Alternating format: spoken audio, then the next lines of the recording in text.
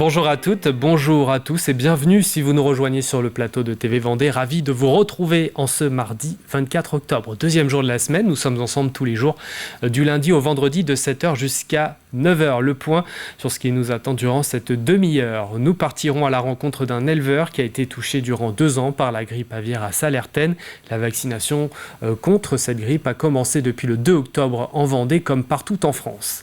La pose de la première pierre pour la future mairie de la Ferrière, une soixantaine de personnes étaient présentes, des élus, associations et habitants de la ville des Herbiers qui a signé une convention Petite Ville de demain, convention qui permet d'avoir accès à des ressources financières, un réseau d'experts, un réseau avec les autres villes pour labelliser, pour échanger sur ce qui fonctionne ou non. Il sera question d'Halloween également avec une vente solidaire et éco-responsable à Emmaüs de Véret, des idées de décoration, des accessoires de déguisement à petit prix pour une fête donc solidaire et éco-responsable. La deuxième partie de cette édition avec le plus info du jour, la chronique asso, mais aussi l'extrait. Il s'agit de Backstage aujourd'hui, comme tous les mardis d'ailleurs. Le jeu, nous vous faisons gagner un lot par Sésame avec Camille et Justine, architectes d'intérieur. Une prestation qui vous permet d'être guidé et de profiter d'idées et de conseils pour réaliser vos travaux de décoration chez vous. Et il faudra répondre juste à la question qui va suivre dans quelques instants. La météo, maintenant, on commence donc par jeter un œil vers le temps qu'il va faire. C'est un peu mieux, c'est vrai, mais ça reste quand même plutôt instable. Nous aurons un peu de tout, à vrai dire, des éclaircies, un temps qui deviendra gris, des averses localisées.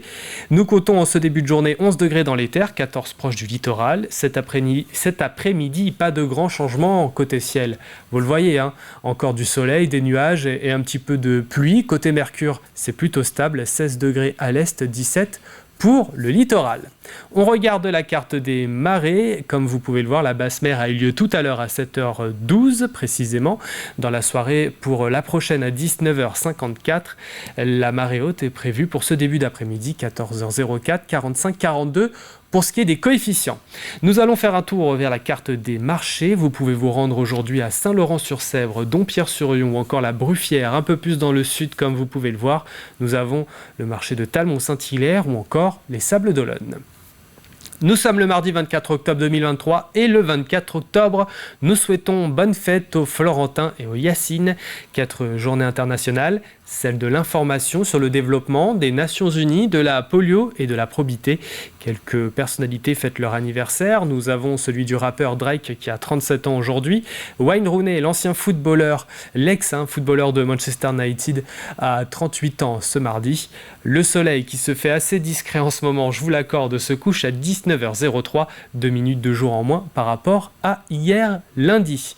Il est temps maintenant de retrouver le journal 100% local de la rédaction.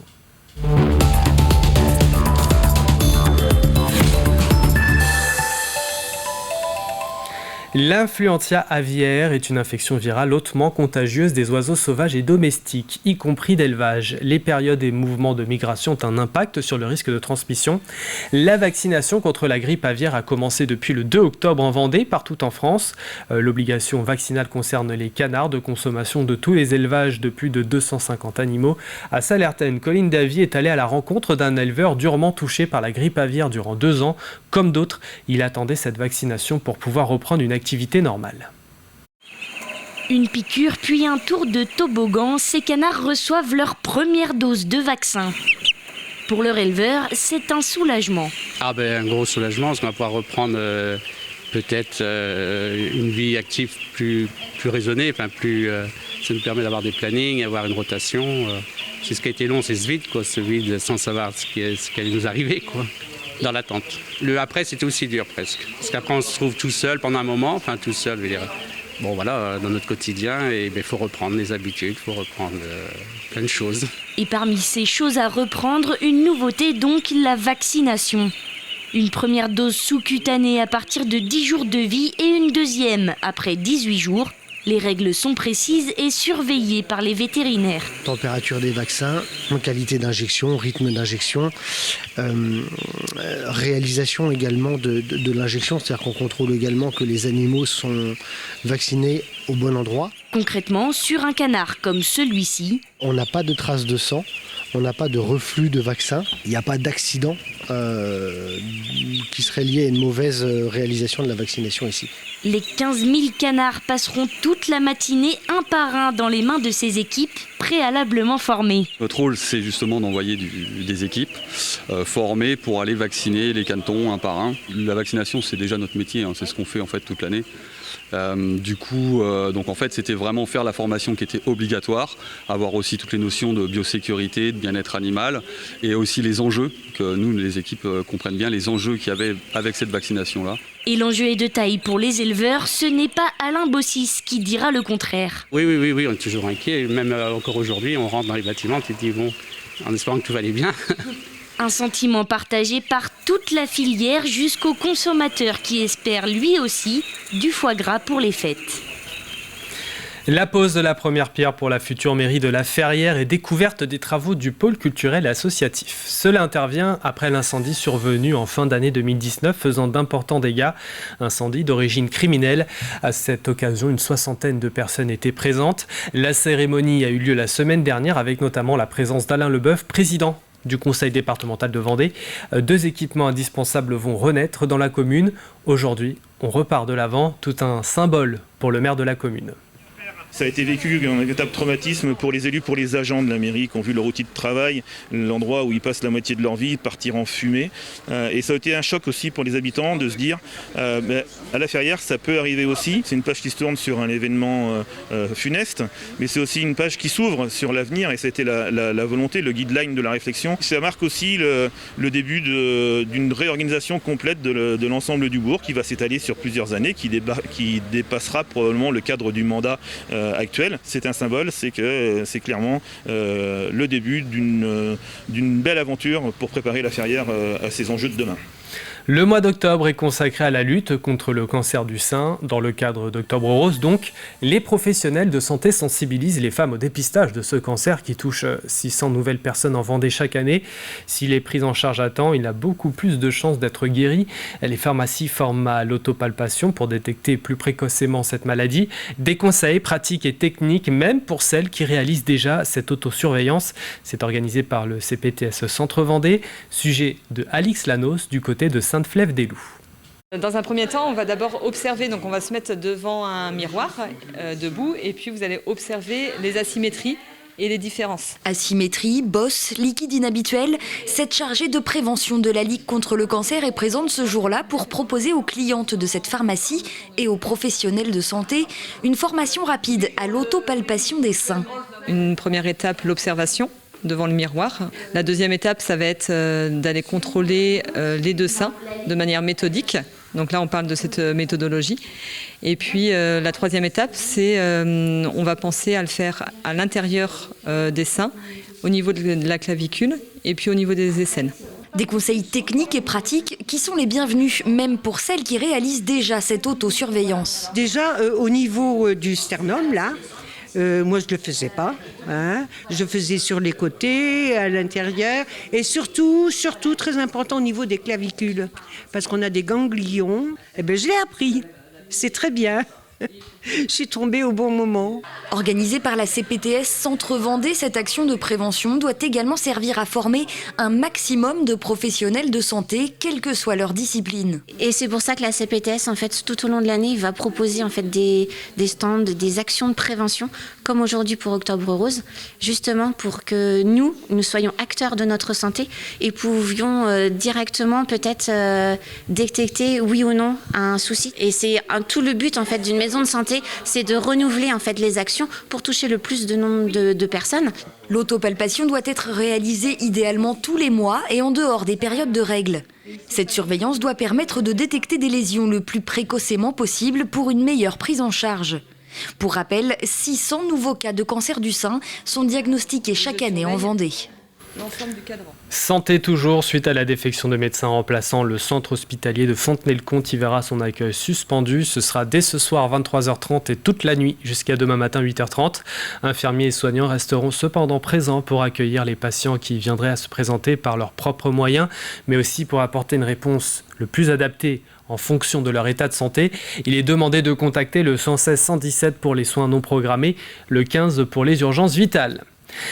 La ville des Herbiers a signé une convention Petite Ville de demain. C'est un programme de l'État qui vise à revitaliser les centres des villes ou agglomérations de moins de 20 000 habitants pour lesquels des fragilités seraient notées. Convention qui permet d'avoir accès à des ressources financières de l'État, un réseau d'experts, un réseau avec les autres villes labellisées pour échanger sur ce qui fonctionne ou non. Si les Herbiers peuvent compter sur un dynamisme économique certain, la ville a malgré tout des défis à relever en termes de réaménagement urbain, avec 3 priorités selon le maire, la santé, le logement et la vitalité du cœur de ville. Un deuxième logement pour les internes qui va certainement être inauguré dans quelques jours. Et puis on a également le logement. Le logement, on a été la commune dans le bocage qui a le plus construit ces 5 dernières années. Et puis les 5 prochaines années, on ne baisse pas le rythme reste le même. On a également le centre-ville qui est une priorité également pour la ville des Herbiers. Et dans les années à venir, on va pouvoir travailler un peu plus avant sur l'aménagement commercial, sur l'aménagement urbanistique à proprement parler pour rendre le centre-ville toujours plus agréable. Et puis troisièmement, de continuer à faire de l'animation en centre-ville comme on aime le faire ici aux Herbiers, terre de grands événements. Et puis vous le savez, Halloween arrive à grands pas. À l'approche de cette fête folklorique, une vente spéciale Halloween Emmaüs de Véret a eu lieu. Vous y étiez peut-être. Petits et grands y étaient conviés en fin de semaine dernière. Des idées de décoration, des accessoires, de déguisements à petit prix pour une fête solidaire et éco-responsable. Un large choix autour des thèmes, sorcières, araignées ou encore citrouilles étaient proposés. Images frissonnantes, ou pas d'ailleurs, de Mathis Pires. Fêter Halloween à petit prix, c'est ce que propose Emmaüs à Véret, et pour l'occasion, l'association a mis en place, grâce aux dons d'une entreprise, une vente spéciale et solidaire qui casse les prix. On a récupéré pas mal des objets qui nous ont donnés par Centre Accord. Donc en fait, c'est des objets de Halloween. Donc on a profité pour faire cette vente et nous on divise par 4. Le prix est divisé par 4. Ça veut dire qu'au lieu de cette personne paye par exemple 20 €, va payer à peu près 7 €, 8 €. Donc c'est dans leur vraiment un petit budget, quoi. Et à quelques jours de cette fête frissonnante, certains adeptes du déguisement n'hésitent pas à faire le plein, de quoi faire quelques économies. C'est pas les mêmes prix non plus qu'on peut trouver, surtout que ça dure pas très longtemps, 1 à 2 journées. Donc on en profite et puis ça sert à une bonne cause aussi à la fin. Ah, nous on se fait plaisir comme ça parce qu'on sait que maintenant la vie c'est dur. Donc niveau restaurant et tout ça, on ne fait pas trop. Mais pour les enfants et tout ça, Noël, Halloween, c'est des fêtes où on fait assez... on aime bien déguiser la maison et tout ça. Et on sait qu'ici, on peut trouver des choses intéressantes. En fait, là, niveau des achats, si on ne fait pas encore un petit tour encore dedans, on en est pour 35 €. Alors qu'en magasin, on s'en aurait sorti pour au moins 70-80 €. Et 6,50 €. Des citrouilles, des accessoires de déguisement et de la décoration d'intérieur, de quoi ravir toute la famille pour qui cette fête est immanquable. Ça plaît, oui, on est assez étonnés. Il y a des gens qui attendaient vraiment, qui fêtent encore Halloween énormément. Et donc ils se sont régalés avec tous les articles qu'il y avait sur la table et ils se sont vraiment fait plaisir. Ah oui, c'est la fête. Après, ils vont inviter et tout le monde se déguise. Ah oui, c'est vraiment chez certains une institution. Hein, voilà. Moi j'aime bien, ça met un petit peu d'ambiance avant Noël, ça permet de passer, faire l'entre-deux entre bel été et Noël, il y a un peu cet entre-deux. Il faudra encore attendre pour installer le sapin, mais d'ici là, préparez-vous, le grand soir approche. Alors prévoyez des bonbons, vous risquez d'avoir des petits monstres toqués à votre porte. Même pas peur. Voilà pour votre journal 100% Vendée de la rédaction. Place maintenant aux prévisions météo. On commence par ce matin. Bon, c'est un petit peu mieux, c'est vrai. Ça reste quand même plutôt instable. Nous aurons un peu tout, à vrai dire, quelques éclaircies, un temps qui deviendra gris, des averses localisées. Nous comptons en ce début de journée 10 degrés aux Herbiers et pour les Luc-sur-Boulogne, 11 à Fontenay-le-Comte et La Roche-sur-Yon. On grimpe jusqu'à 14 degrés à Chaland et la Tranche-sur-Mer, 14 aussi à Saint-Hilaire-de-Riez, jusqu'à 15 degrés du côté de l'Île-Dieu. Cet après-midi, pas de grands changements. Le ciel alternera toujours avec nuages, soleil et pluie, le tout avec du vent à l'ouest et des rafales allant jusqu'à 60 km/h. Côté Mercure, c'est plutôt stable. Nous aurons pour les maxis 16 degrés à l'est, 17 pour le littoral. Ça devrait se charger encore plus dès le début de soirée avec des pluies plus fréquentes. C'est la fin de ce flash, il est temps de retrouver nos chroniques du jour. Au programme donc dans cette deuxième partie d'édition, le plus de l'info avec le Vendée Cœur. Comme tous les mardis, vous retrouvez la chronique asso également. Coup de projecteur sur l'UDAF. L'extrait du jour, nous allons voir un passage du nouveau numéro de Backstage. Numéro complet à suivre aujourd'hui sur TV Vendée, juste après la matinale d'ailleurs. Et puis le jeu avec notre partenaire cette semaine, Sésame, avec Camille et Justine, architectes d'intérieur, a gagné une prestation qui vous permet d'être guidé, de profiter d'idées et de conseils pour réaliser vos travaux de décoration en toute autonomie. Mais il faudra répondre du coup à la question qui arrive dans quelques instants. Et pour vous aider, il y aura un indice, le deuxième de la semaine. Mais place au Plus Info tout d'abord.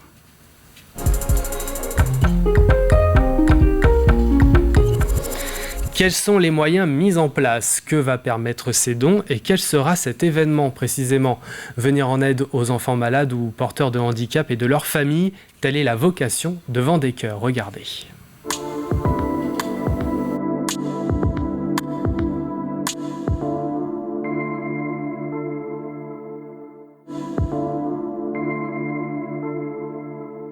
Alors, Premier de Cordée, c'est une association qui a pour mission d'intérêt général d'apporter le sport aux enfants des hôpitaux, tous services confondus, à travers des initiations collectives ou bien ce qu'on appelle le sport santé, donc une activité physique adaptée qui se rend dans les chambres des enfants qui ne sont pas forcément autorisés à sortir de leur chambre. Et il y en a même certains qui ne sont pas autorisés à quitter le lit, mais ce n'est pas pour autant qu'ils doivent rester passifs. Ils peuvent toujours faire quelque chose.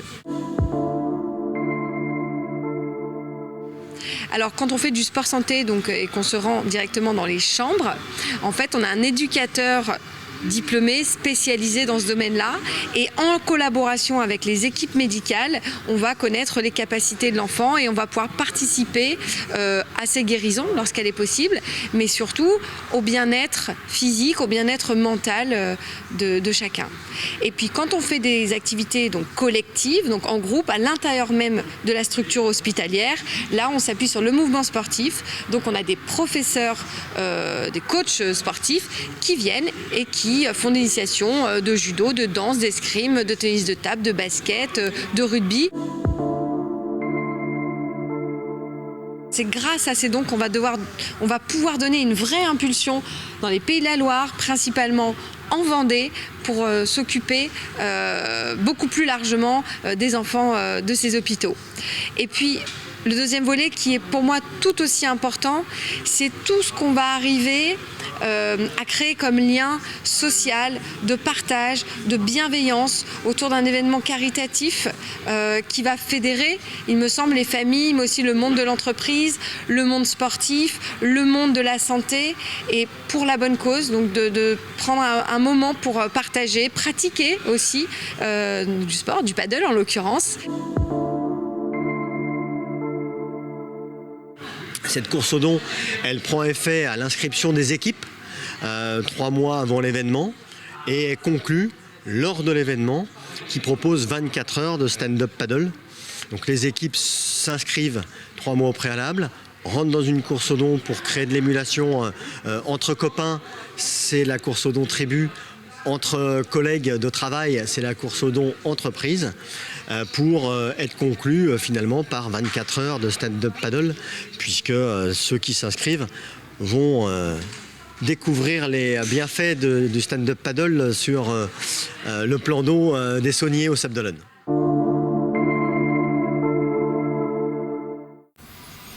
Cette 5e édition aura lieu, vous l'avez entendu, au Sable d'Olonne les 15 et 16 juin.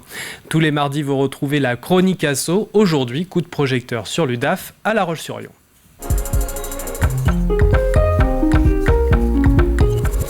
Parce que l'UDAF lance le parrainage de proximité. Objectif, créer une relation entre adultes et enfants dans le temps. C'est gratuit et ouvert à tous de 0 à 25 ans. Explication avec Mathis Pires. Bonjour à tous, pour la chronique asso d'aujourd'hui, je me trouve à l'UDAF avec Véronique qui lance une action pour parrainer un enfant et un parent. Alors bonjour Véronique, est-ce que vous pouvez présenter cette action et ce qu'est l'UDAF ? Oui, bonjour. Donc l'UDAF de Vendée est une union départementale des associations familiales. Il y en a une par département. Donc l'UDAF gère aussi tout ce qui est mesures de protection pour les personnes vulnérables.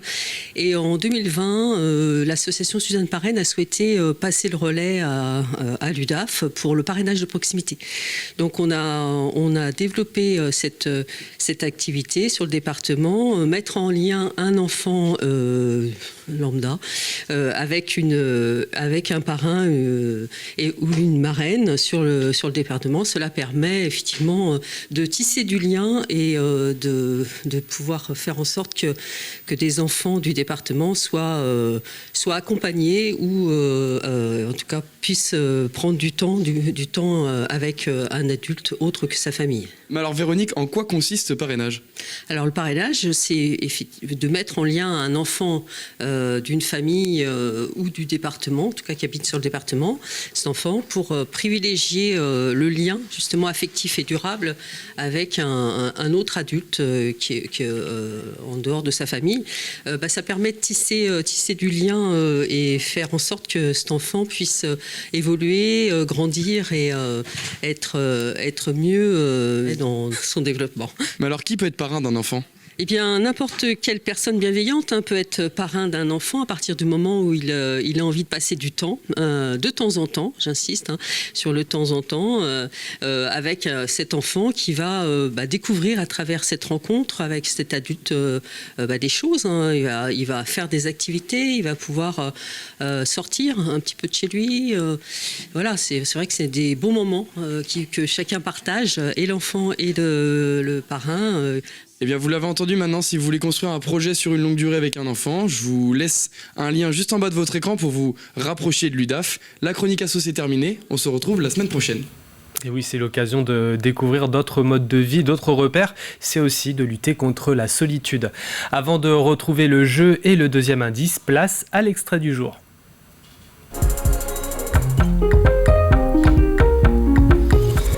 C'est un extrait de Backstage que l'on retrouve aujourd'hui. C'est avec Julien Sabat cette semaine dans le cadre du festival L'air d'en rire, où ce dernier est invité pour le plateau Nouveau Talent. Ravi de t'accueillir. Ton style, parce qu'on va te présenter, on a 10 minutes ensemble et aujourd'hui pour les téléspectateurs, est-ce que tu peux nous décrire ton univers, dans quel style tu évolues aujourd'hui ? Mon style, tu sais, on se recherche toujours un petit peu tous les jours. Hein. Non, c'est pareil. Non, mon style, moi je suis quelqu'un, je pense... déjà, j'ai beaucoup été influencé par l'humour américain. À l'américaine, c'est les shows à l'américaine un petit peu. Stand-up, moi ça c'est purement stand-up avec très dynamique, très jovial, très, très solaire. Et du coup, dans tout ça, j'essaye d'y mettre des petites parties de ma vie. J'essaye de faire rire et je vais pas forcément sur des sujets très durs non plus. Je passe sur des sujets... Le quotidien. Ouais, c'est le quotidien, c'est ma vision sur la vie, une vision que tout le monde a globalement, sauf que moi il y a des blagues. Et voilà, donc ça veut dire que moi je sais que je suis pas... Quand tu sors de mon spectacle, tu te dis pas « Waouh, j'ai une nouvelle vision sur la vie ». Tu sors de mon spectacle, tu es super content parce que tu te dis plus « Ah putain, il y a quelqu'un qui pense comme moi ». Ouais. Et donc du coup, c'est dans ça où je rassemble, je pense, et que les gens m'apprécient. Et voilà, moi l'idée, c'est vraiment que les gens puissent pleurer de rire. C'est dans cette idée-là que je mets en place mon art. D'accord. Et ce spectacle que tu as aujourd'hui, tu le travailles depuis combien de temps ça fait combien de temps que tu évolues sur l'humour et le stand-up ? Alors, au niveau de l'humour, ça fait 5 ans que je fais du stand-up. 5 ans, du coup, moi, je tourne beaucoup à Paris, en comedy club, pas mal. Il y a quelques émissions déjà où on peut me retrouver sur France 2, sur France 4. J'en ai fait 4 en tout, 2 sur France 2, 2 sur France 4. De stand-up, donc c'était cool, je suis très content, ça avance petit à petit. Et puis ouais, comme c'est ça, c'est tous les comedy clubs sur Paris. Et maintenant, j'essaye un peu plus de faire l'Hexagone parce que on me réclame énormément. C'est pas vrai. Ça Mais se par contre, pourrait. je fais l'Hexagone, oui.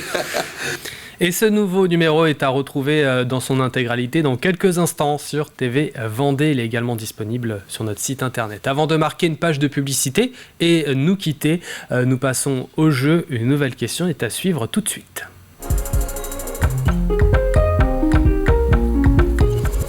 Nouvelle question depuis hier avec ce jeu où nous vous donnons la possibilité de remporter votre prestation qui vous permet d'être guidé et de profiter d'idées, de conseils pour pouvoir réaliser vos travaux de décoration en toute autonomie. C'est avec notre partenaire donc cette semaine, Sésame, avec Camille et Justine, architectes d'intérieur.